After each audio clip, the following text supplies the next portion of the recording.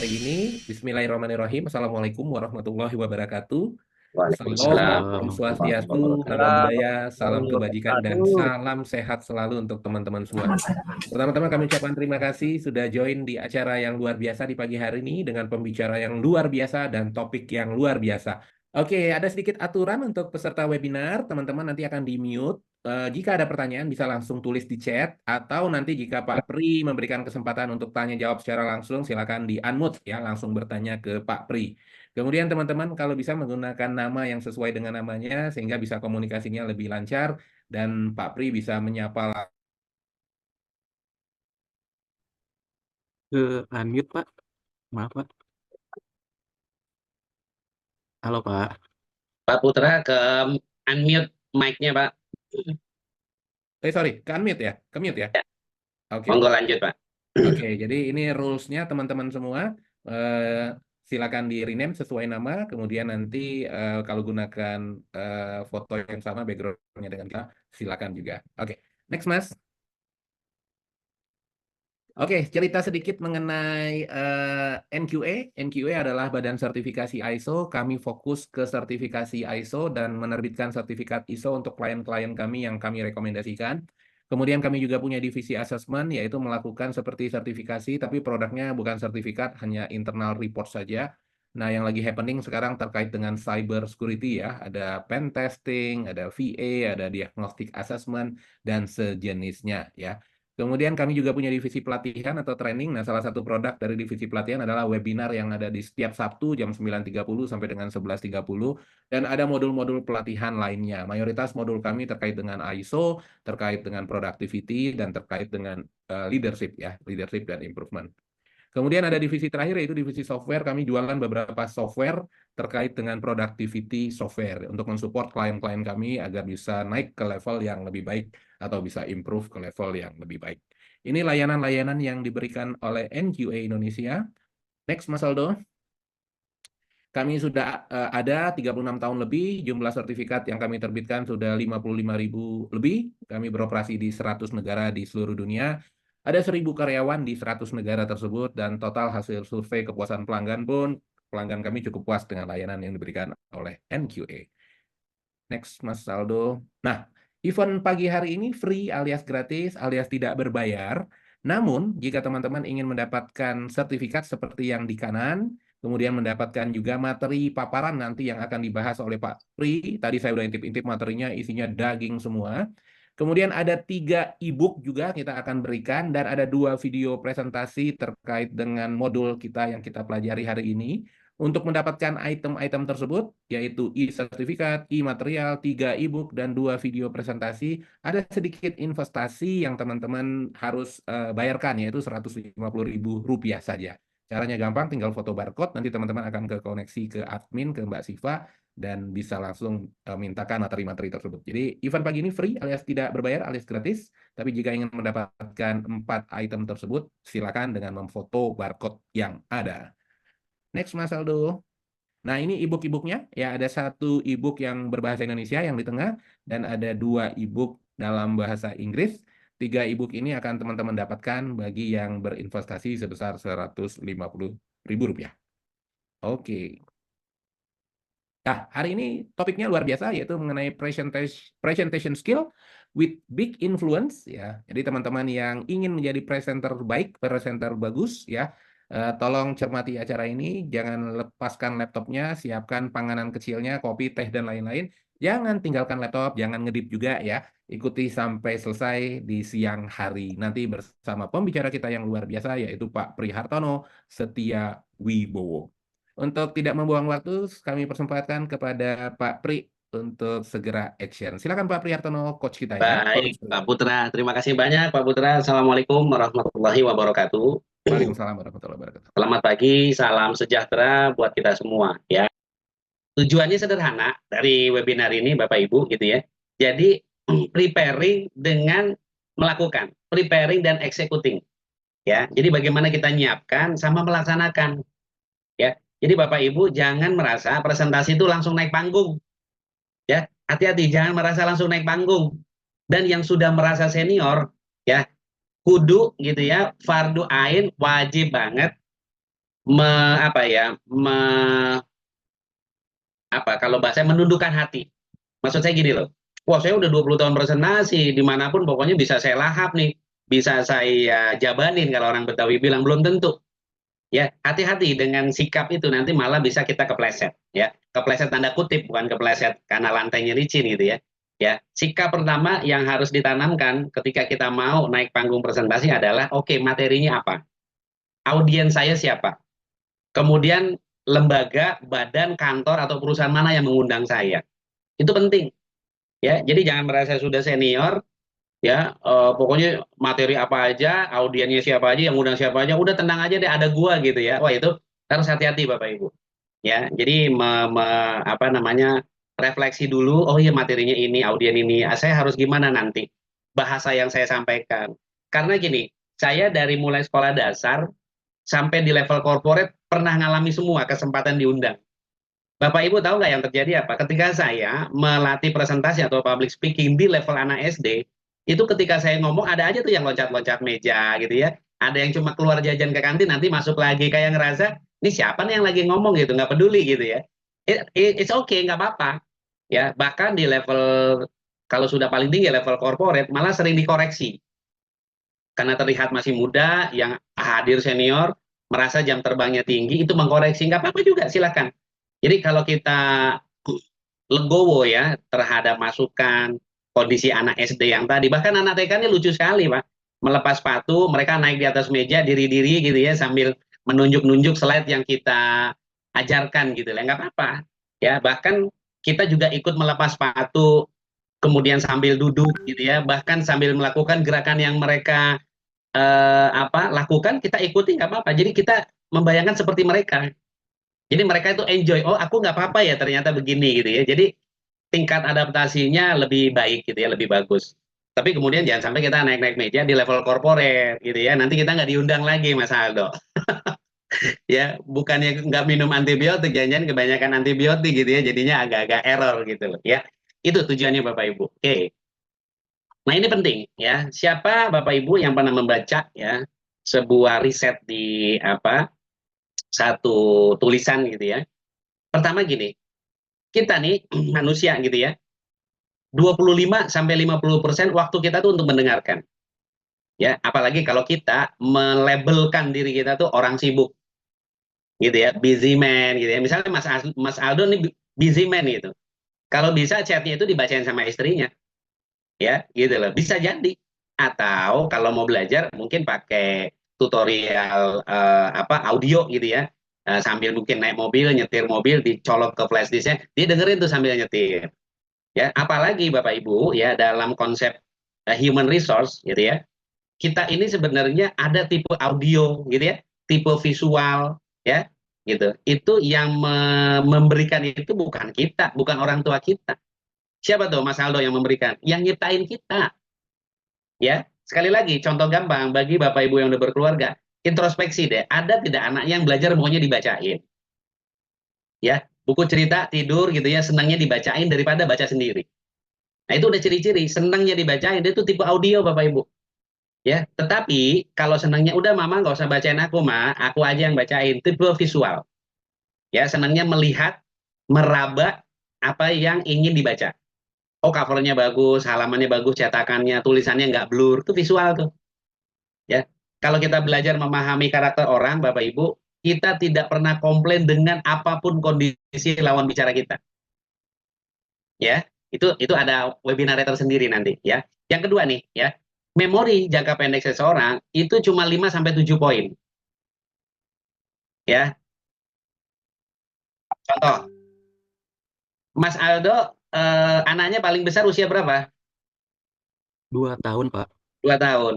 Pernah menyampaikan sesuatu, terus iseng disuruh ngulang apa yang Mas Aldo sampaikan? Iya, Pernah. Dia bisa menyerap dengan baik? karena masih kecil mungkin, Pak ya. Jadi Ya, nggak sepenuhnya, Pak. ya. Nanti Mas Aldo, karakter seperti usia anak Mas Aldo itu bisa didapati oleh orang tua atau manusia gitu ya, yang sudah di atas 60 tahun. Kenapa? Anak kecil ya pertumbuhannya belum sampai. Tetapi orang yang di atas 60 sudah melewati. Jadi kenikmatannya udah mulai dikurangin. Ya, makanya kalau di atas 60 itu mohon maaf gitu, ingatannya sudah mulai berkurang gitu ya. Pendengarannya berkurang, harus sering diingatkan. Itu memang udah tipikal manusia normal. Ya, makanya katanya di atas 60 tahun akan kembali seperti masa kanak-kanak. Ya, nggak apa-apa Bapak Ibu, jangan aneh, itu fitrah manusia gitu ya. Nah, dinikmati aja. Tinggal masalahnya bukan tidak bisa lupa, tetapi ya di umur berapa kita lupa. Ya, itu faktornya sangat menunjang ketika kita muda dipakai ngapain otak kita. Misalnya dipakai terus berpikir gitu ya, dipakai melakukan diskusi atau bahkan menghitung gitu ya. Bahkan kalau di beberapa agama yang saya pahami gitu, misalnya seperti Muslim gitu, lebih sering baca Al-Quran itu malah lebih lama membuat kita pikun. Ya, kalau di beberapa agama yang lain bukan tidak ada amalan-amalan tuh, ada. Ya, saya besar di perusahaan Chinese yang notabene itu Kristen, Protestan dan Buddha sama, mereka juga punya ada ajaran itu. Ya, jadi nggak cuma satu dua agama saja ya. Nah, ini sangat kita pahami ya. Ini fitrahnya manusia. Oke, yang terakhir, orang ya dapat mengingat Bapak Ibu ya itu hanya 10% dari apa yang mereka dengar ya, dan 50% dari apa yang mereka baca. Ya, Mas Aldo bisa memahami kalimat ini? Bisa ya. Jadi intinya gini, kita kalau mendengar sesuatu itu cuma 10% yang kita bisa ingat. Tapi ketika membaca, ya, itu sampai 50% bisa kita ingat. Bapak Ibu, kalau mau membuktikan, ya, contoh nih, ya, bagi yang sudah pernah membuat slide presentasi, ya, sebelum presentasi kan kita bikin slide-nya dulu ya Pak Aldo ya. Nah, ini saya menyarankan nih di webinar ini, ya, belajarlah bikin sendiri PPT-nya, atau katakan kalau yang agak canggih itu software presentasi, bikin sendiri, kemudian bawakan juga sendiri. Ya, saya di awal belajar PowerPoint, waduh, saya kalau ingat dulu belajar PowerPoint itu nggak gampang, susah saya Pak, Bu. Bagaimana menimbulkan tulisan dari kanan ke kiri, dari atas ke bawah, belum lagi nanti yang apa itu clip art yang bergerak gitu ya, Mas Aldo ya. Waduh, saya ingat dulu tuh ada kawan saya yang mengajarkan saya terima kasih sekali itu ya. Kalau pada saat kita membuat slide demi slide, kita akan membaca ya. Bapak Ibu kan juga mau ngetik itu pasti membaca dulu kan, apapun referensi kita ya, kita baca baru nuang. Nah, ketika nuang, alam bawah sadar kita akan bilang, ah gaya tulisannya nggak kayak gini, struktur kalimatnya gini aja, tapi poinnya tetap sama. Ya, saya ya karena sering membuat, terus sering menilai sebuah makalah di level corporate, ya ketika dulu masih menjadi employee ya Bapak Ibu, masih menjadi karyawan, saya sampai tahu kalau slide itu tanpa nama, saya tahu ini buatan siapa. Jadi misal ada judul yang sama, gitu ya, kemudian dibuatkan presentasinya tanpa ada nama, saya bisa tahu tuh, oh ini buatan si Fulan ini si Bejo nih, ini si Joko nih, ini si Wati, itu saya sampai hafal. Kenapa? Karena kita sudah terlalu sering ya melihat presentasi, entah itu dalam sebuah meeting koordinasi gitu ya, monthly meeting, national meeting, gitu ya. Kita tahu ini gaya penulisan gini nih memang gayanya dia. Coba Mas Aldo pernah bikin slide PPT, Mas? Iya Pak, pernah Pak. Cukup sering? Lumayan Pak. Kalau nanti Anda di satu titik yang kita sebut usia fixed mature itu gini loh. Anda sudah di level kedewasaan membuat sebuah materi, biasanya di titik itu sampai terus ke atas, kecenderungannya akan sama. Kecenderungan sama apa maksudnya? Pattern, bentuknya. Ya, bentuk itu ini perlu 2 SKS nih kalau kita ngobrol ya. Tapi poinnya gini, dari cara penulisan, dari clip art yang dibuat gitu ya, dari kemudian desain template-nya, itu kecenderungannya bukan sama artinya, tapi punya tes yang memang usianya usia mature. Saya dulu pernah, betul ya, saya dulu pernah ditebak Mas Aldo dengan teman-teman kantor, karena saya waktu itu benar-benar hektik, sibuk. Saya cuma ngasih satu referensi, waktu itu seperti buku gitu ya, buku hardbook gitu ya. Saya minta staf saya bikinkan. Ya, pokoknya saya mau bikinkan ini clip art apa terserah kamu gimana gitu. Nah, staf saya perempuan, Mas Aldo. Begitu sudah jadi kan saya review dulu, saya nggak mau langsung naik panggung. Kalau ada apa-apa bukan staf saya yang tanggung jawab, saya. Karena saya yang deliver gitu loh ya. Dan ternyata apa yang terjadi Mas Aldo, itu sentuhannya sentuhan perempuan banget. Di bagian di bagian pinggir itu dominan warna pink. Ya, kemudian ada pensil yang melingkar-lingkar tuh seperti kayak benang gitu ya. Itu warnanya yang terang, ada biru, ada merah gitu ya. Waduh, saya bilang ini slide ulang tahun atau apa. Tapi untuk level corporate, bukan untuk anak-anak sekolah dasar atau anak-anak TK gitu loh. Tapi apa yang terjadi? Saya hanya merubah sedikit ya supaya orang melihat warnanya warna saya. Ya, dari situ saya pengalaman ya tidak pernah lagi meminta bantuan. Bukan saya nggak percaya, tetapi kita lebih puas Bapak Ibu presentasi dengan materi yang kita buat sendiri. Ya, kemudian dengan materi yang sama Bapak Ibu jangan pernah tidak mereview. Contoh gini ya, materi presentasi ini gitu ya. Kalau saya bawakan di level anak sekolah dasar, maka pasti ada gitu ya contoh-contoh yang relevan dengan anak sekolah dasar. Baik itu tampilan flip chartnya, contoh yang saya sampaikan, karena dia merasa gini, oh iya orang ini bicara di alam saya, di dunia saya. Seperti tadi gitu ya, kita ngobrol di anak TK, wah itu materi satu aja Pak, Bapak Ibu satu slide itu, saya mungkin bisa deliver tuh 10 menit. Ya, udah termasuk mendiamkan, mentertibkan kelas, coba bayangkan. Jadi saya kebayang ya, kalau di sekolah-sekolah dasar ke bawah, mungkin slide saya cukup 5. Tapi saya menyiapkan bagaimana menghadapi perilaku orang-orang di sekolah dasar ke bawah yang tidak pernah saya jumpai. Ya kan, Mas Aldo, jangan pernah kita misalnya anaknya ada yang keluar gitu ya, terus kemudian begitu masuk kita nggak peduli tuh dia ngerti apa enggak. Saya iseng, kadang nanya, misalnya itu namanya siapa? Oh Ismail, oke Ismail, slide yang Om ceritain ini, bisa nggak Ismail ceritain ulang? Padahal dia tadi beli cilok, keluar kelas, kembali lagi kan nggak bakal bisa cerita Mas Aldo. Akhirnya pesan kita apa? Kita nggak bilang, Aldo, Ismail jangan jajan keluar ya ketika ada pembicaraan di dalam kelas. Ya, yang saya sampaikan apa? Adik-adik, kalau kita nggak mau kehilangan ilmu, gitu ya, coba duduk yang tertib, gitu kan ya, kemudian dengarkan serta catat. Nah, di belakang itu guru-guru saya juga kompromi gitu ya, bahwa tolong gitu ya, di dalam kelas yang ada presentasi seperti ini, tolong pintunya ditutup, dikunci, jadi anak-anak mau keluar tuh nggak bisa. Ini salah satu hal teknis yang kadang kita nggak kebayang Mas Aldo, bahwa itu terjadi di kelas kita. Itu ya Bapak Ibu ya, ini antisipasinya jadi lebih apa ya, lebih baik begitu ya. Jadi sekali lagi poin ketiga ya, jangan lupa nih, message-nya adalah orang mendengarkan cuma 10% yang diingat. So kalau gitu apa? 10% bikin hal yang menarik. Saya sampai hari ini tidak pernah tuh punya ekspektasi 100% orang menerima apa yang saya sampaikan. Kalau saya begitu saya akan stres. Ya. Jadi kalau saya ekspektasi itu nggak jauh-jauh. Ya 50-60 aja itu udah cakep. Cakep banget. Karena secara fitrah Bapak Ibu, sekali lagi di atas 40, di atas 50, bahkan di atas 60, kita itu mau diajarin apa aja udah sering lupa. Ya. Nah, kalau di bawah ya sering lupa enggak gitu ya, tetapi menyambutnya dengan yang kita suka nggak duga. Ya lari-lari lah, angkat-angkat meja, gebrak-gebrak meja, itu hal yang biasa. Anggap saja hiburan ya. Oke, kita lanjut. So kalau gitu dengan fakta tadi ya Mas Aldo, Bapak Ibu, apa kasihani pendengar kita. Ya, kasihani itu artinya apa? Kita menghargai mereka bagaimana caranya gitu ya, supaya apa yang kita deliver nyampe ke mereka.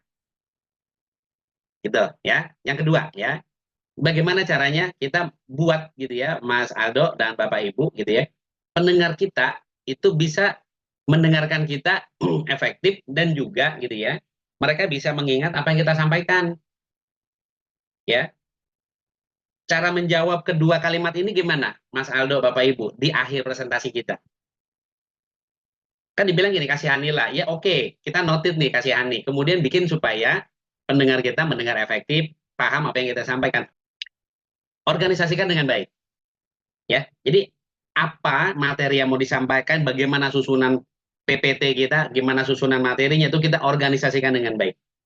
Ya, banyak orang kepleset, presenter kepleset hanya gara-gara menggampangkan materi atau hal-hal yang menunjang pelatihannya atau menunjang presentasinya. Ya, yang kedua adalah ilustrasikan. Ya, dalam bahasa psikologi, orang itu lebih senang dengan bahasa gambar ketimbang tulisan. Ya, dulu sebelum ada kita YouTube lah, Google gitu ya, zaman kita langganan Kompas, bisa kebayang nggak Mas Aldo mau beli harian Kompas nggak? Kalau isinya tuh tulisan semua, nggak ada gambar. Ya, nanti lama-lama ini Kompas atau harian cerpen, ya hanya tulisan. Bahkan dari lembaran dan kualitas gambarnya, ini bukan saya endorse Kompas ya, salah satu contoh aja. Itu gambarnya bagus dan kertasnya juga bagus. Ya, makanya kenapa di era sebelum YouTube itu banyak berseliweran, banyak muncul gitu ya, atau sudah muncul, itu salah satu harian surat kabar Kompas itu cukup mahal. Ya, makanya dulu sampai orang HRD tidak pernah memposting lowongan kerja untuk anak SMK di Kompas. Kenapa? Karena anak SMK itu atau orang tuanya pun belum tentu langganan Kompas. Apalagi anak SMK-nya beli koran. Waduh, nggak banget tuh. Ya, paling banter apa tuh Mas Aldo? Zaman itu pos kota. Bapak-bapak zaman 90-an pasti tahu tuh pos kota, dan di sebelah kiri bawah tuh nah ini dia. Wah, udah deh. Ya, ibu-ibu itu paling sebel tuh baca nah ini dia karena bahasanya mohon maaf gitu. Agak-agak kurang sopan gitu, ya. Baik, berikutnya adalah ya yang ketiga diulangi, ya. Jadi organisasikan dengan baik, diilustrasikan terus diulangi, ya.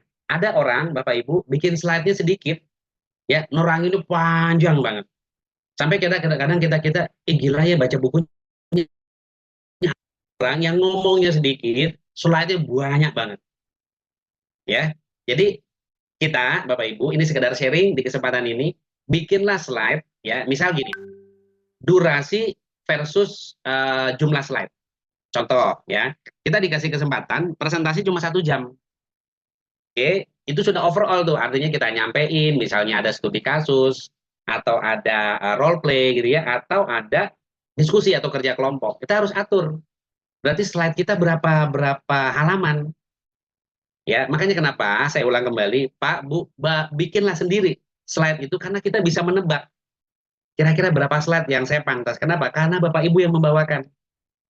Ya, jadi slide tersebut kita akan keluar kata-kata apa, contoh apa, atau narasi apa, itu udah ada dalam kepala kita. Bahkan kalau ada cerita apa yang kita mau sampaikan, yang korelasi ke slide tersebut, itu udah kayak nyambung tuh. Apa ya bahasanya, kayak otomatis keluar dari kepala kita gitu. Ya, saya lagi organisasikan, ilustrasikan, ulangi. Ya, oke, kita lanjut. Ya, kita masuk di tipe presentasi, Bapak Ibu. Ya, di sini ada 3 presentasi yang saya ingin sharing. Yang pertama adalah kita sebut berorientasi kepada pertanyaan. Jadi question oriented. Ya, nah question oriented itu gini nih, materi gitu ya, yang sebenarnya itu adalah sebuah pertanyaan. Ya, misal ya, kenapa sih kebakaran sering terjadi di siang hari? Nah, ya, kenapa dulu nih di zaman-zaman saya sekolah SMA gitu ya, kenapa anak STM ya kalau sekarang SMK gitu ya, kok punya potensi tawurannya tinggi ketimbang anak-anak SMA? Itu pertanyaan kan? Ya, atau gini, sekarang ya generasi sekarang yang anak milenial lebih senang nonton YouTube ketimbang TV nasional, ya.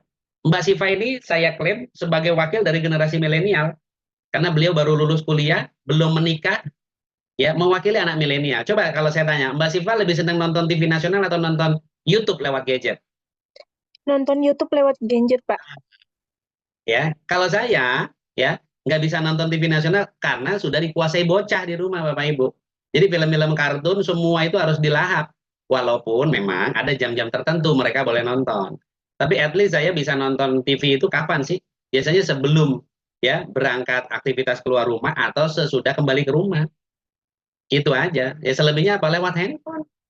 Mas Aldo yang sudah berkeluarga dan punya anak, saya juga yakin masih ada generasi milenialnya. Betul nggak Mas Aldo? Ya, coba Mas Aldo lebih sering nonton TV nasional atau nonton apapun lewat gadget? Lebih banyak gadget, Pak. Lewat gadget. Ya, sekarang Pak, Ibu, menurut teman-teman yang bekerja di TV, itu iklan di TV itu udah nggak setinggi dulu. Pemasukan ya, revenue-nya itu nggak setinggi dulu. Ya, bahkan kalau saya tanya Pak Panji, tanya Pak Bimo, saya tanya Pak Muhammad Hijrah, itu pasti mohon maaf gitu ya, walaupun saya tidak tahu usia Pak Bimo, usia Pak Hijrah, usia Pak Panji, saya yakin lebih banyak nontonnya di gadget. Ya, atau laptop lah, ya. Baik, yang kedua nih, ya, piramid. Ya, piramid kalau kita tahu zaman Firaun gitu ya, cerita-ceritanya, kita udah kegambar tuh bentuk piramid kayak apa. Ya, ujung tajam lama-lama melebar ke bawah kan gitu ya, Mas Aldo, Mbak Siva ya dan Bapak Ibu ya. Nah, piramid Bapak Ibu tujuannya sederhana ya. Dia ingin apa? Menjelaskan suatu keadaan ya seperti di harian atau di surat kabar. Ya, paragraf pertama ya. Kadang ya tulisannya itu bukan kadang, memang begitu ya. Selalu begitu menjelaskan masalah dengan bahasa yang menarik. Ya. Seterusnya baru itu detailnya seperti apa. Ya, contoh misalnya kebakaran terjadi gitu ya di sumur Pertamina Pelumpang. Nah, ya, Pelumpang tuh di 10 tahun terakhir kalau nggak salah sudah 2 kali kebakaran apa ya? Ya menurut informasi yang kita tahu gitu ya. Itu dicari tuh. Itu jadi headline tuh. Baik itu di YouTube, di harian surat kabar gitu ya, atau bahkan di berita-berita TV. Nanti penjelasnya baru tuh yang tulisannya kecil-kecil. Ya. Atau kalau di TV presenternya membacakan judulnya dulu. Ya, bukan bacakan judul, membacakan topiknya, bla bla bla bla bla. Baru nanti tuh si apa namanya jurnalis yang di lapangan gitu ya, menanyakan ke orang korban kebakaran, menanyakan mungkin pihak Pertamina, menanyakan pihak pemerintah gitu ya, wakil pemerintah, itu seperti itu. Udah semua disajikan, balik lagi ke si presenter, masuk ke berita kedua, ketiga dan seterusnya. Ya, apalagi dulu nih zamannya Mas Aldo muda nih ya. Ada satu surat kabar yang disukai anak muda, betul ya Mas Aldo ya? Mas Aldo ini suka beli atau enggak saya nggak tahu. Namanya lampu merah, betul ya Mas? Mas Aldo kalau senyum biasanya pernah beli. Apa yang disajikan Bapak Ibu di lampu merah? Ya, headline-nya aja maaf nih dari sisi jurnalistik itu sudah provokatif.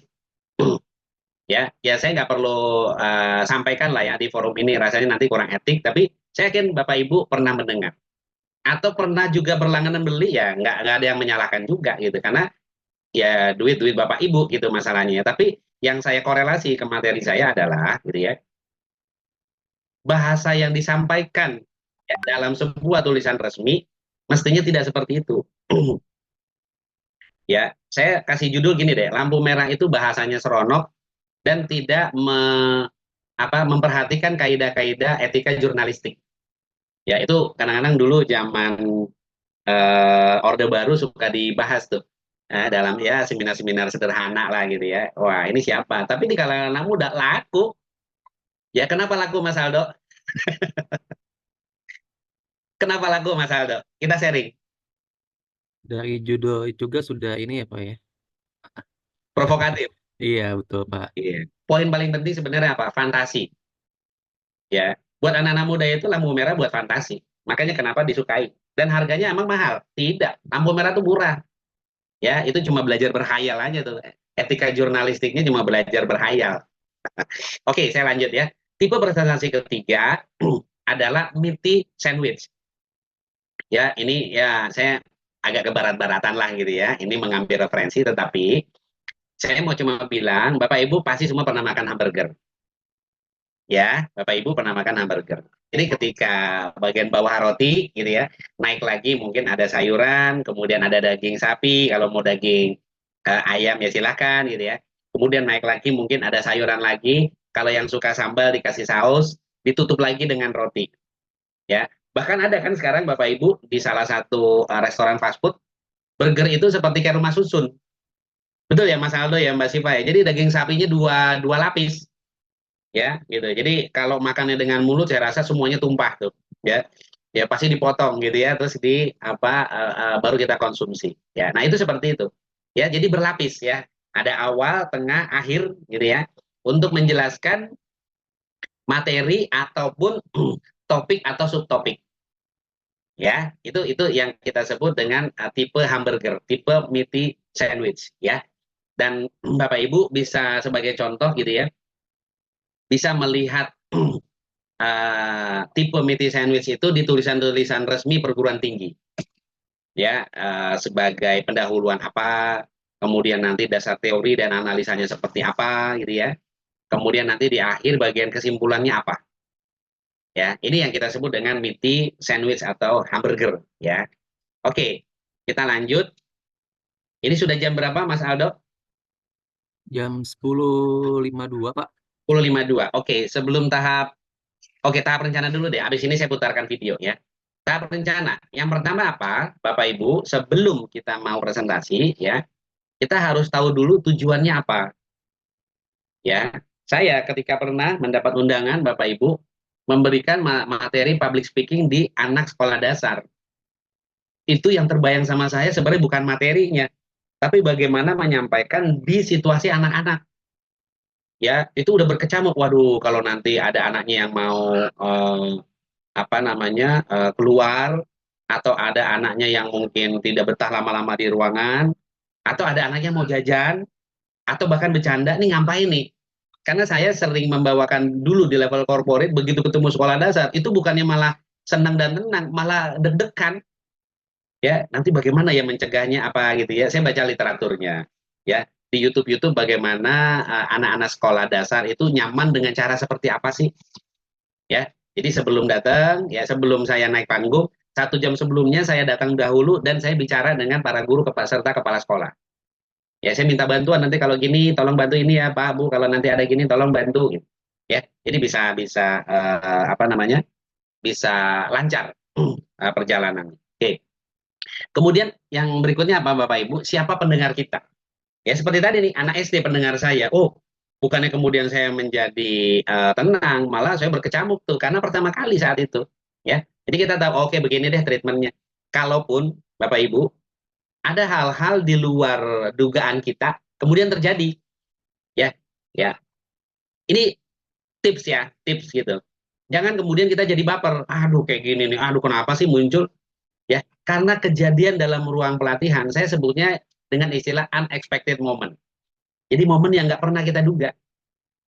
Ya, nggak apa-apa jadiin pelajaran. Oh, kalau kayak gini nanti begini ya saya ke depannya. Oh, ya, oke dapat ilmu Bapak Ibu. Makanya saya selalu bilang ya, saya pernah membawakan public speaking di level perguruan tinggi, di level corporate. Ketika saya membawakan materinya sama di level anak SD, ilmu saya dapat. Ya, dapat sekali saya. Ya, itu siapa pendengar kita. Kedua adalah struktur presentasi. Ya, kalau di anak SD, ya pertama kali opening kita biar menarik, kita bikinkan satu cerita, ya, atau gerakan fisik yang membuat mereka bergairah mau mendengarkan cerita kita. Oke, saya ambil contoh, ya. Belum lama saya memberikan satu pelatihan public speaking di level perguruan tinggi, ya. Hal apa Bapak Ibu? Saya ngebukanya dengan cara apa? Ya, saya Mas Aldo, Mbak Siva, Bapak Ibu, kertas kosong dikasih nama di pojok kanan atas. Misalnya katakan nih, Muhammad Aldo bagian PPIC, udah cukup. Ya, nama sama bagian. Ya. Kemudian saya minta mereka menutup mata. Ya, saya minta semua jujur menutup mata, pulpen sudah siap di atas tadi kertas yang udah ditulis namanya, menggambarkan bagian tubuh di wajah manusia. Jadi contoh gini, Mas Aldo udah merem nih, ya. Saya akan bilang, oke, yang pertama adalah gambarkan kuping kanan, gambar dulu. Dia nggak boleh lagi gambar mata yang lain, Mas Aldo. Instruksinya harus dari saya. Habis kuping sebelah kanan, oke, sekarang mata sebelah kiri, kemudian bibir, kemudian mata sebelah kanan, kemudian kuping sebelah kiri, kemudian garis muka, kemudian rambut, ya kan? Berikutnya adalah hidung. Coba, Mas Aldo kebayang nggak? Gambar anggota tubuh kita yang ada di wajah, tetapi menggambarnya dengan posisi mata tertutup. Apa yang terjadi kira-kira Mas Aldo? Pasti tidak rapi Pak untuk gambar karena kan mata tertutup Pak ya. Tidak rapi, berantakan, kupingnya di atas, nanti yang kanan di atas, yang kiri bisa di bawah tuh. Ya, bibirnya nggak simetris tuh antara kuping kanan, kuping kiri. Terus mata kiri di mana, mata kanan di mana. Terus udah gitu rambutnya mungkin bisa digambar cuma di bagian sebelahnya. Ya, gitu kan kita semua ini diciptain Tuhan serba simetris ya Mas Aldo ya. Pertanyaan saya apa? Begitu selesai, oke buka mata Bapak Ibu. Lihat gambar masing-masing. Wah, semua ketawa Mas Aldo. Ya, semua ketawa, terus saya ambil sampling ya dari 1 sampai 3 peserta, terus saya tunjukin ke orang lain. Misalnya gini, pesertanya ada Mbak Siva. Nanti gambar Mbak Siva itu saya kasih unjuk ke Mas Aldo. Gambarnya Mas Aldo saya kasih unjuk ke Mbak Siva. Mereka ngelihat mentertawakan gambarnya orang, tapi dia lupa mentertawakan gambarnya sendiri. Nah, itu message itu sebelum pelatihan loh Mas Aldo. Ya, sebelum pelatihan message-nya apa Mas Aldo? orang ya terkadang menerima pelatihan yang dia sudah pernah belajar, ya kecenderungannya itu sok tahu, betul nggak Mas Aldo? Ya, Mas Aldo hari gini mungkin diajarin public speaking, jangan-jangan dalam hati Mas Aldo gini, aduh Pak Pri, ini kan 5 tahun lalu saya belajar gini, ngapain saya juga diajarin lagi? Mohon maaf ya, kecenderungan manusia begitu. Tapi ya kita minimize mindset seperti itu dengan cara tadi Mas Aldo. Ya, itu saya sebut dengan play games. Ya, jadi begitu saya baca, wah semua ketawa tuh, wah hidungnya mencong kemana, bibirnya apa, rambutnya juga nggak karuan. Ya, message saya apa, Bapak Ibu, belajar hal yang sama sudah puluhan tahun lalu, tapi begitu hadir sekarang belajar hal yang sama, mungkin dengan trainer yang berbeda, sikap yang harus ditunjukkan adalah sikap rendah hati. Saya sering banget dengan bahasa yang Bapak Ibu pasti sering dengar apa, kosongkan gelas. Pernah dengar ya Mas Aldo ya, Mbak Siva ya, dan Bapak Ibu. Itu bahasa konotatif, mengkosongkan gelas. Artinya apa? Kalau kita tidak mengkosongkan gelas, ilmu yang dikirimkan sama si trainer mau 2 jam, 4 jam, 3 hari, nggak ada yang masuk. Kalau kita tidak mengkosongkan gelas. Kenapa? Karena nggak ada tempat. Jadi kita sudah men-setting otak kita apa? Gue nggak mau nerima ilmu dia. Tapi kalau mindsetnya dibuka dengan mengkosongkan gelas, seakan-akan Pak Mas Aldo bilang gini, come on Pak Pri, come on, masuklah ke alam bawah sadar ke otak saya. Jadi kayak mengundang, dan itu akan jauh lebih enak tuh, badan kita menikmati psikis kita gitu loh. Jadi enjoy. Ya, yang sering terjadi gitu. Senior-senior 20 tahun merasa belajar apaan nih? Saya udah 50 tahun masih belajar public speaking, misalnya gitu.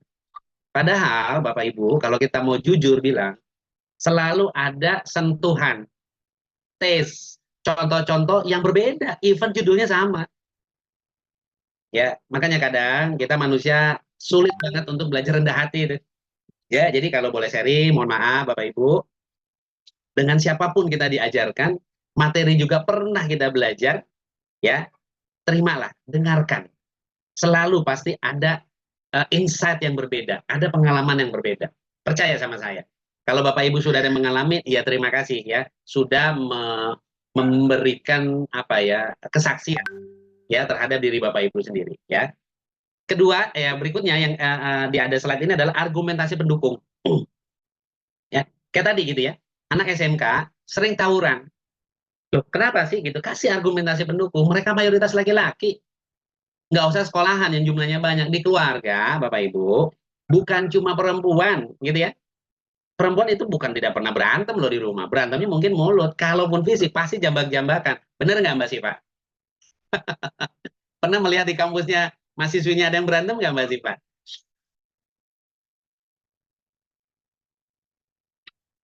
Pernah ya? Biasanya diem-dieman, Pak. Oh, diam-diaman ya. Iya. Atau kita lihat sinetron-sinetron kalau lagi rebutan cowok jambak-jambakan gitu ya Mbak ya. Oke lah, itu kan muda-mudi ya.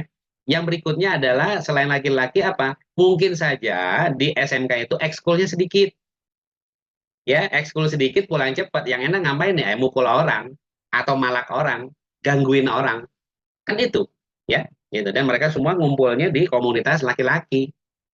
Ya, itu salah satu argumentasi pendukung. Apalagi kalau ditambah misalnya, oh ya, ini seorang psikolog pernah nih melakukan riset, katakan di 10 sekolah SMK di daerah misalnya Jakarta Selatan, yang katakan tingkat tawurannya lebih tinggi, mereka analisa tuh, ya, entah melakukan pengamatan, membuat sebuah survei, membuat sebuah interview dengan pihak sekolah, atau bahkan menginterview dengan siswa yang pernah tawuran. Itu valid banget tuh.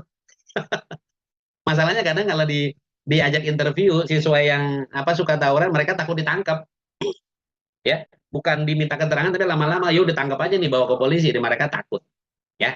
Yang terakhir tentunya subtopik. Subtopik itu penjelasan detail yang terus makin ke bawah makin detail, ya. Akhirnya berada satu kesimpulan, oh ya oke, tawuran SMA terjadi karena gini loh. Tawuran SMK terjadi karena gini loh, ya. Jadi ada satu kesimpulan, ya. Oke, yang pertama di tahap awal adalah menarik perhatian pendengar. Nah, salah satu contoh yang saya sampaikan tadi, yang saya sebut dengan play game tadi, menggambar bagian tubuh di wajah kita, itu termasuk menarik perhatian. Ya, atau Mas Aldo, Mbak Siva, dan Bapak Ibu, contoh-contoh lain. Misalnya gitu ya, kita lihat, oh nih audiennya anak-anak muda nih, misalnya anak SMA, perguruan tinggi, bisa tuh. Ya, misalnya, oke, ketika saya bilang please stand up, gitu ya, adik-adik berdiri dan mengatakan thank you sir, gitu loh. Terus saya bilang please sit down, ya. Adik-adik harus mengucapkan thank you sir, gitu, ya. Jadi kita bisa latih ketika kita, oh udah banyak yang ngantuk nih, kita lakukan itu Bapak Ibu, ya.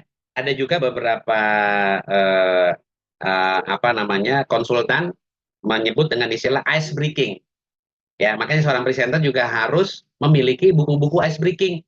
Apa itu ice breaking gitu ya? Ice breaking adalah cara bagaimana ketika gitu ya situasi audiens itu sudah tidak berada pada kondisi yang optimal. Ada yang saling berbicara lah satu dengan sebelah kiri, sebelah kanannya. Ada yang mulai ngantuk, ada yang main gadget gitu ya. Pokoknya nggak fokus, lakukan. Karena tadi di video disebutkan bisa tidak menguasai kelas. Ya, presenter kewajibannya harus bisa menguasai kelas. Ya, jangan sampai yang tidak mendukung nih Bapak Ibu audien tidak mendukung kita diamkan. Waduh, kita menjadi presenter yang zolim nih. Menjadi presenter yang tidak memperhatikan kemajuan audiennya. Dan itu dilarang keras ya. Kita harus perhatikan ya. Yang kedua adalah membuat suatu tema. Ya. Tema ini sebenarnya bukan cuma judul. Ya, contoh gini ya. Misalnya sebuah training leadership ya. Kita kasih tema misalnya change or die.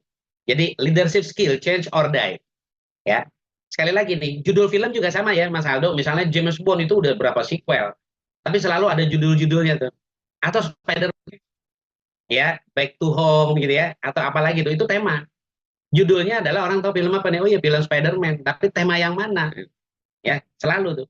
Nah, saya selalu menggunakan tema di setiap pelatihan. Misalnya tadi presentation skill with big influence itu tema. Tapi kalau cuma presentation skill orang, aduh, gue udah pernah belajar ngapain gitu loh. Tetapi big influence itu kadang menarik perhatian gini loh. Apa sih pengaruh besarnya? Atau bahkan orang ngeliat siapa sih ini instrukturnya, trainernya kan sampai sedemikian rupa. Ya. Orang yang sudah pengalaman mengikuti pelatihan sering kali menanyakan siapa siapa pelatihnya, portofolionya seperti apa. Ya, makanya seorang Pak Aldo ketika menyampaikan sebuah e-flyer training pasti akan menyampaikan portofolio dari trainernya, betul ya Pak Aldo ya? Atau juga bisa CV-nya, ya, udah pernah membawakan materi apa sih di perusahaan mana sih? Nah itu, di dalam negeri, luar negeri, atau dunia sama akhirat, nah kayak gitulah kalau bisa gitu. Ya, jadi komplit. Yang berikutnya adalah struktur presentasi, ya. Struktur presentasi apa Bapak Ibu ya? Di awal judul itu tuh sebenarnya sudah menyingkap, ya, sudah menstated sebuah problem. Ya, problem selalu ada kerangka analisa. Jadi itu struktur. Habis menyampaikan problemnya, kita analisa kenapa itu muncul problem, gitu ya. Habis menganalisa, kita kasih dong tawaran solusinya apa di bagian akhir. Baru kita tutup dengan kesimpulan, ya.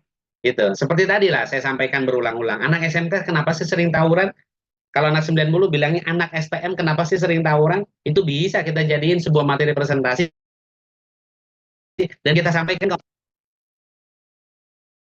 Ya, terakhir adalah itu gimana caranya bangun hubungan baik? Kita hanya menyimpan nomor handphone atau nomor WhatsApp-nya Mas Aldo? Tidak. Ya. Oke, saya mau tanya Bapak Ibu, siapa yang pernah menyampaikan sebuah materi, ada pertanyaan nggak bisa jawab? Ayo, Bapak Ibu, tolong buka mic, sharing. Siapa yang pernah membawakan pelatihan, ditanyakan pertanyaan sama audiennya tetapi tidak bisa jawab? Boleh ada yang mau sharing Bapak Ibu?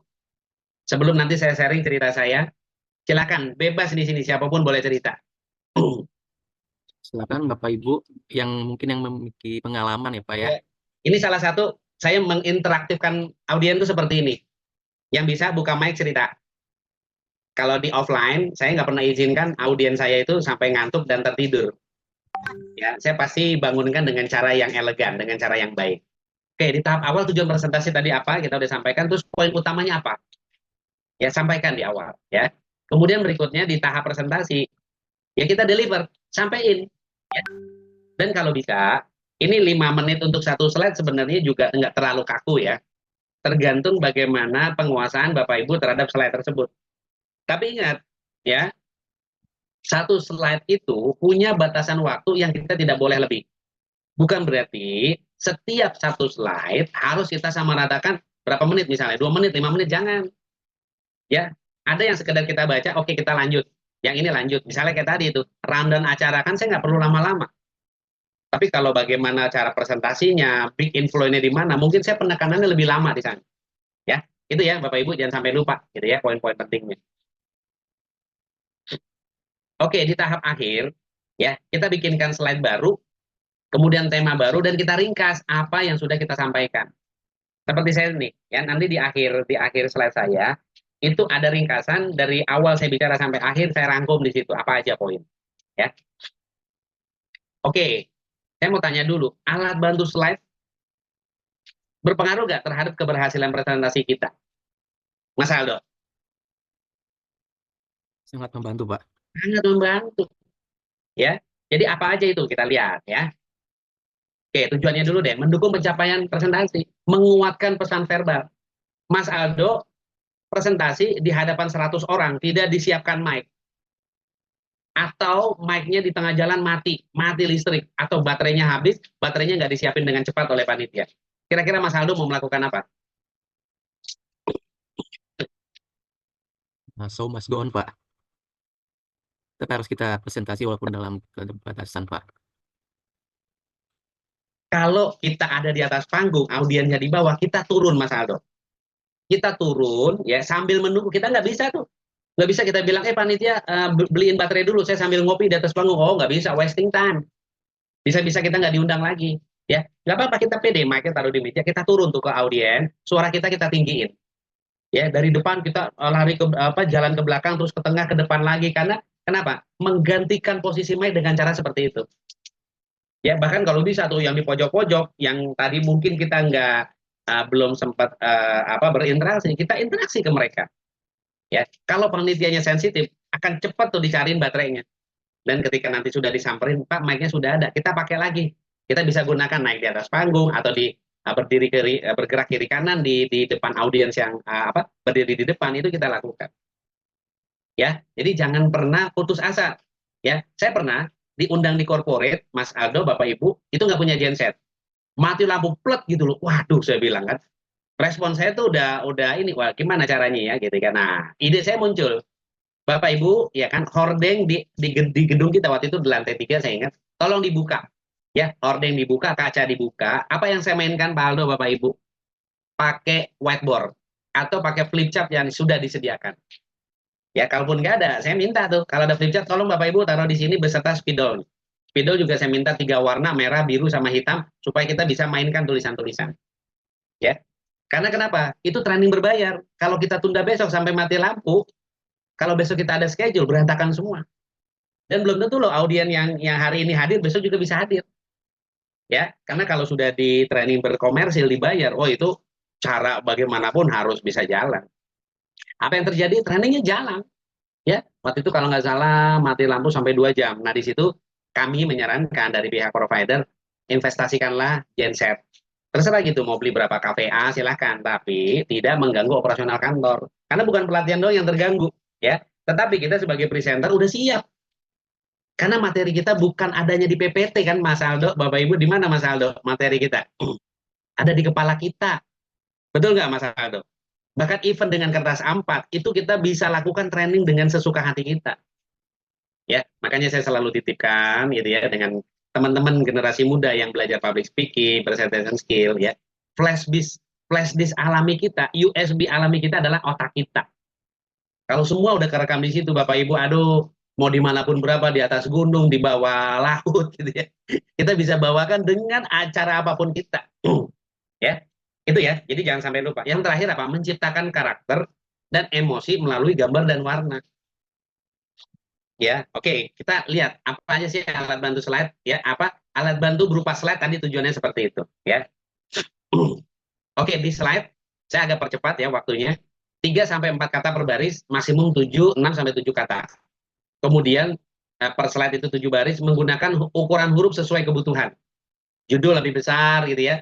Kemudian contoh Judul 35 sampai 40 ini besar huruf ya sesuai yang ada di komputer atau laptop kita. Kemudian subjudulnya berapa? Ya. Subjudul itu jangan lebih besar dari judul. Ya, nanti akan timpang dan jelek ya, strukturnya jadi jelek. Kemudian satu ide, satu slide. Ya, supaya orang berpikir tuh oh slide ini tentang apa ya? Ya. Jadi mereka bisa menganalisa sendiri ya. Kemudian gunakan desain dan warna yang sesuai. Tolong Bapak Ibu, misal ya, kita mau background biru. Background biru jangan tulisannya hitam atau tulisannya merah, nggak kebaca. Ya, saya terus terang ya, slide presentasi itu paling suka warna putih. Ya, saya padu padankan seperti saat ini, ada frame warna merah, tulisannya hitam. Ya, jadi udah orang-orang nggak lagi menerka-nerka tulisannya apa. Coba Bapak Ibu bayangkan ya, slide biru tulisannya warna hitam. Kira-kira pusing nggak bacanya Mas Aldo? Pusing ya. Oke, terus terakhir gunakan jenis huruf yang mudah dibaca dan jangan gunakan huruf yang membuat pusing audiens. Ya, contoh jenis yang huruf direkomendasikan Arial, Times New Roman, Calibri ya. Jangan pakai monotype Cursiva. Tahu nggak Mas Aldo? Jenis huruf monotype Cursiva. Harus hafal kita seorang presenter ya. Monotype Cursiva itu salah satu jenis huruf untuk bikin undangan pernikahan. Nanti nih kalau Mbak Siva mau nikah, undangan pernikahan, monotype Cursiva paling bagus tuh, salah satu yang bagus Mbak Siva. Ya jadi dia miring gitu ya, jadi diukir-ukir. Nah kalau buat pelatihan kayak gitu, aduh, ya nggak pas, ya harus pakai tulisan resmi gitu loh, ya. Nah juga dibalik, undangan pernikahan pakai Arial terlalu formal, ya. Jadi harus berseni kalau di undangan pernikahan, ya. Oke, alat bantu lain apa Mas Aldo? Flip chart, tahu ya Bapak Ibu flip chart?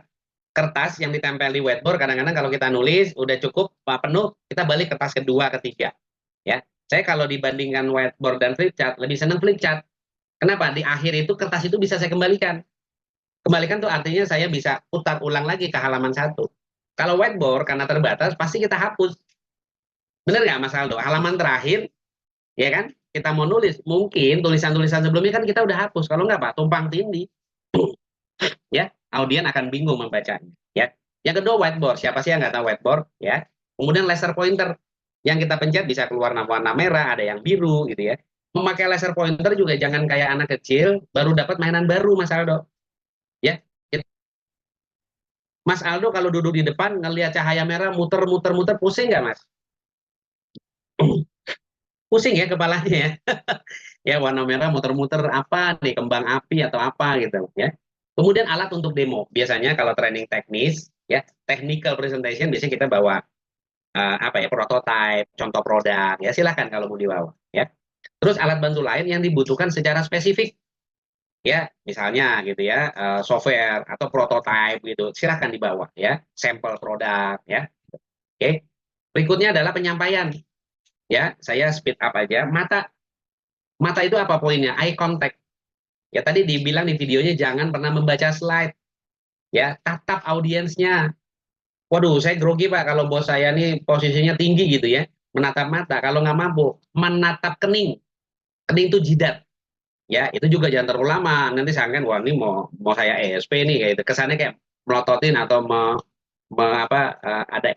kurang sopan gitu lah itu juga harus dihindari ya jadi jangan terlalu lama lihat kiri kanan gitu ya kemudian suara seorang presenter tidak harus teriak-teriak ya tetapi ya butuh ketegasan pada poin yang penting karena kita merasa bahwa poin ini kalau nggak dijelasin waduh ya audiennya nanti bisa tidak paham dengan apa yang kita sampaikan ketiga ekspresi ya mimik muka kita ya menyampaikan sebuah pesan yang terkesan ceria ya kita harus buka bibir lebar-lebar ketawa sumringah gitu ya tapi kalau kita lagi belajar materi katakan tentang hal-hal yang tidak menuntut kegembiraan ya kita pasang muka yang lagi tidak gembira ya sesuai dengan yang disampaikan. Terakhir penampilan ya penampilan itu artinya kita trainer mencocokkan ya saya pernah membawakan training di perguruan tinggi di dalamnya kaos gitu ya saya masukkan ke dalam celana pakai ikat pinggang tapi saya pakai baju kotak-kotak saya linting dan tidak saya kancingin ya karena kenapa? Itu rata-rata pakaian mahasiswa sekarang begitu. Benar nggak Mbak Siva? Ya, tapi jangan kancingnya baju kita nggak kancingin, tapi dalamnya kita nggak pakai apa-apa. Wah, bahaya, kita dianggap pornografi. Ya kita sesuaikan. Mahasiswa yang laki-laki kan begitu. Ya kalau perempuan mungkin lebih casual, santai, sepatunya sporty kan gitu. Yang pakai hijab juga kalau kadang lihat aja. Ada yang pakai hijab begitu ya Mbak Siva, tapi sepatunya bisa jadi seperti dogmat. Dogmat itu sepatu kulit atau sporty yang kayak orang mau lari pagi, yang main basket gitu loh. Jadi pakaiannya formal tapi sepatunya sporty. Itu pakaian-pakaian mahasiswa begitu sekarang. Kita menyesuaikan. Ya bahkan kalau di level anak SD TK, bahkan saya pakai baju yang sangat berwarna. Misalnya baju kuning gitu ya, celananya hitam tapi sepatu saya merah gitu loh ya. Menyesuaikan ya. Jadi dengan kondisi audiens kita ya. Kemudian postur bahasa tubuh ya. Postur bahasa tubuh jangan pernah mengidentikan ya kita orang yang lagi sedih, lagi malas atau lagi tidak mau berinteraksi. Ya, waduh, tapi Pak di rumah ada masalah. Oh, audien itu nggak peduli Pak. Kita punya masalah berat, lu lagi bawa materi, hargai audiens ya, gitulah kalau orang Betawi ngomong tuh ya. Jadi harus profesional, ya. Jangan kemudian sedih dibawa ke panggung, waduh, itu nggak profesional, ya. Kemudian, nah ini penjelasan tadi yang mata, suara ya, nanti Bapak Ibu bisa sampaikan, bisa baca gitu ya. Kemudian yang berikutnya adalah ekspresi. Ya, juga tadi penampilan rapi, sopan, percaya diri, profesional ya. Jadi disesuaikan ya. Postur tadi bahasa tubuh, gerakan tangan ya. Jadi jangan pakai gerakan tangan yang sangat monoton. Ya, tidak ada penyampaian gitu ya. Atau mungkin tangannya di dalam kantong terus gitu ya. Ini juga termasuk yang monoton ya. Atau bahkan overreact ya, gerakannya terlalu masif gitu ya. Orang lihat ini sebenarnya mau kungfu atau mau presentasi gitu loh. Ya, mau bela diri atau presentasi ini juga agak riwah nantinya ya. Yang berikutnya jangan membelakangi layar Bapak Ibu. Atau sinar proyektor memotong badan kita. Sekarang banyak ruang pelatihan yang proyektor itu ditaruh di atap. Betul ya? Di atas ya, Mas Aldo ya. Jadi jarang memotong badan kita. Nah, kalau memotong badan kita jadi siluet. Mas Aldo, di layar badan kita jadi siluet. Nah, itu kan kurang bagus ya. Kemudian hindari terlalu banyak bergerak. Jadi jangan diam saja dan jangan juga terlalu banyak gerak. Ya, jadi ke sana ke sini itu selain orang nggak fokus, kita jadi cepat lelah. Ya apa yang terjadi badan kita kalau trainingnya 4 hari modelnya kayak gitu Mas Aldo. Jangan-jangan hari kedua itu udah pingsan, terlalu capek. Ya harus dijaga ya. Saya biasanya sering menggunakan fasilitas hotel kalau diundang customer yang berbayar gitu ya di hotel, misalnya 2 hari gitu. Biasanya pagi saya gunakan renang. Saya sempatkan ya habis sholat subuh misalnya 5:30 saya pasti berenang tuh. Saya sempatkan. Kenapa? Karena melatih ini otot diafragma kita supaya suara kita juga bisa apa ya bisa performnya lebih baik. Penyanyi aja salah satu olahraga yang disarankan itu lari sama renang.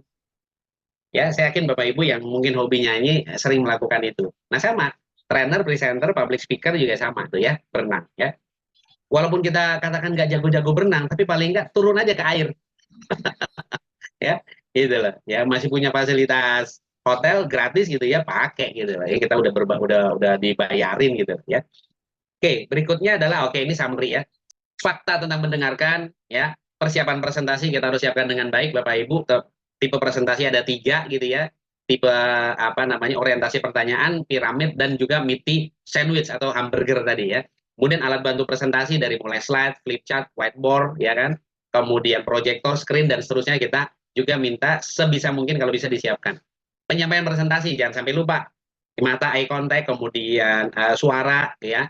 Kemudian body language ya badan kita gitu ya. Sama juga kita jangan terlalu berdiri di posisi yang monoton ya di depan gitu atau di pojok kanan gitu ya atau bahkan di tengah-tengah terus gitu ya. Ini yang harus kita simulasikan ya. Itu saja Bapak Ibu dari saya presentasi hanya 40% pengetahuan yang didapat setelah pelatihan Bapak Ibu ya. Setelah 6 bulan tinggal 25%. Setelah 1 tahun tinggal 15%. Nah kira-kira Pak Said, Pak Bimo, Pak Aldo, Pak Putra, Mbak Siva dan Bapak Ibu lain, kalau sudah lebih dari 22 tahun itu tinggal berapa persen kira-kira? Ya, makanya ini yang disampaikan jangan terlalu lama mengimplementasikan. Ya, Bapak Ibu belum presentasi, bikin aja materi apa? Misal Mbak Siva ya, cara bikin kue bolu yang enak, bikin dari PPT. Kebetulan bulan puasa, siapin buat mamanya. Ya, nanti bilang Ma, ini aku ada cara, bener nggak nih sih caranya? Jangan tanya mamanya cara buat PPT-nya, tapi isinya. nanti mamanya ikut pusing. Kenapa mama udah usia gini masih buat PPT, naan gitu ya. Jadi bisa disampaikan. Ya, itu saja Mas Aldo dari saya. Mohon maaf jika ada penyampaian yang kurang berkenan. Semoga bermanfaat. Silakan Mas Aldo. Baik, terima kasih Pak Apri. Baik. Untuk selanjutnya saya kembalikan ke Pak Putra. Silakan Pak. Oke, luar biasa. Kita kasih tepuk tangan dulu buat Pak Pri, Coach Pri. Luar biasa ya. Sampai siang hari ini udah lewat jam 11.30 nih Pak Pri. Tapi masih teman-teman masih awet ya sampai dengan akhir. Kita ada sedikit penutup teman-teman semua. Izin Mas Aldo bisa tolong dibuka slide-nya, slide penutupnya. Oke, tadi tanya jawab sudah tuntas. Nah, sekali lagi saya informasikan teman-teman yang ingin mendapatkan sertifikat sebagai bukti sudah mengikuti pelatihan hari ini, kemudian ingin mendapatkan materi yang luar biasa, tadi isinya daging semua dalam bentuk material nantinya, dan ada 3 e-book ya, 1 yang berbahasa Indonesia dan 2 berbahasa Inggris, dan ada 2 video ya tadi sempat ditayangkan sepintas. Nah, itu juga akan diberikan. Untuk mendapatkan item-item tersebut, teman-teman mudah caranya tinggal foto barcode dan ada sedikit investasi sebesar Rp150.000 saja. Caranya gampang, tinggal foto barcode-nya dan teman-teman akan terkoneksi ke Mbak Siva, bisa sekaligus kenalan dengan Mbak Siva dan bisa beli material tadi ya. Oke, silakan difoto barcode-nya. Oke, udah semua. Oke, next Mas Aldo. Oke, ini bonus-bonusnya ya. Jadi ada 3 e-book, 1 yang berbahasa di tengah dan 2 bahasa Inggris di kiri kanannya. Teman-teman bisa dapatkan 3 e-book ini sekaligus. Oke, next. Kita butuh inputan dari teman-teman, tak ada garing yang tak retak, jadi tolong beri masukan ke kami, caranya foto barcode, dan nanti kasih inputan ke kami supaya ke depan kami NQA bisa lebih baik lagi ya dalam menyajikan webinar-webinar kami yang setiap Sabtu. Tolong difoto dan diisi. Oke, saya rasa cukup teman-teman. Terima kasih atas semua partisipasinya. Mungkin ada kata penutup, Pak Pri, terakhir silakan. Iya, Bapak Ibu, presentation skill tidak pandang usia.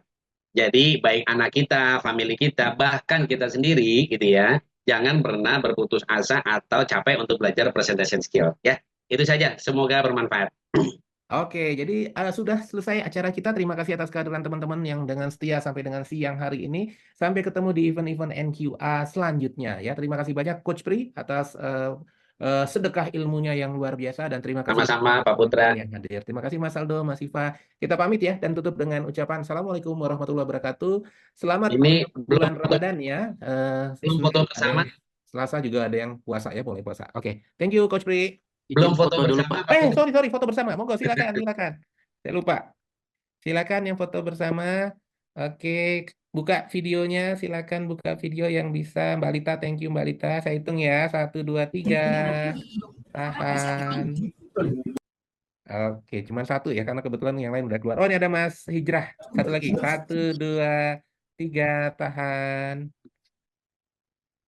Oke, luar biasa. Thank you Pak Pri, thank you semua. Thank you Mbak Lita. Thank you Mas Ya, Aldo. sama-sama Pak Siva. Putra, Bapak Ibu.